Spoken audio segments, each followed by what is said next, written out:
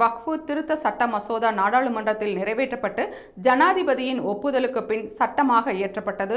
இதற்கு பலர் எதிர்ப்பு தெரிவித்தாலும் ஏழை இஸ்லாமியர்களுக்கு நல்லது என்று சில இஸ்லாமிய தலைவர்கள் ஆதரவு தெரிவித்து வருகின்றனர். இந்நிலையில் ஜம்மு காஷ்மீர் சட்டசபை கூட்டத்தொடரில் இது குறித்து விரிவாக விவாதிக்க ஆளும் கட்சியான தேசிய மாநாட்டு கட்சி கொண்டு வந்த தீர்மானத்தை சபாநாயகர் நிராகரித்தார். இந்த விவகாரம் நீதிமன்றத்தில் நிலுவையில் இருப்பதால் இந்த தீர்மானம் நிராகரிக்கப்பட்டது என்று சபாநாயகர் விளக்கினார்.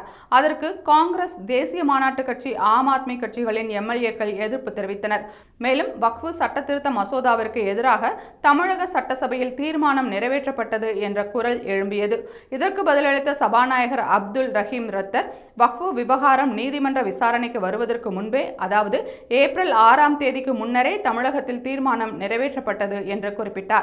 இதையடுத்து ஜம்மு காஷ்மீரின் சட்டசபையில் கூச்சல் தொடர்ந்ததால் சபை நிகழ்வுகள் அனைத்தும் நாள் முழுவதும் ஒத்திவைக்கப்பட்டன. இது தொடர்பாக பதிவிட்டுள்ள முன்னாள் முதல்வர் மெஹபூபா முப்தி, வக்ஃபு மசோதா மீதான தீர்மானத்தை நிராகரித்தது மிகுந்த ஏமாற்றத்தை அளிக்கிறது. வக்ஃபு மசோதாவை உறுதியாக எதிர்த்த தமிழக அரசிடமிருந்து தேசிய மாநாட்டு கட்சி கற்றுக்கொள்ள வேண்டும் என்று விமர்சித்துள்ளார்.